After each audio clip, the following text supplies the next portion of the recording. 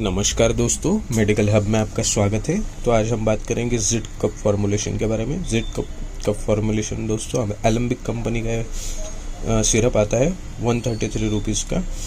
इसमें डायफेनिल्ड्रामाइन, hydrochloride, ammonium chloride और sodium citrate syrup है। ये कफ के लिए आपको बहुत बढ़िया सिरप है दोस्तों, और आप इसको 5 ml दिन में 3 बार ले सकते हैं।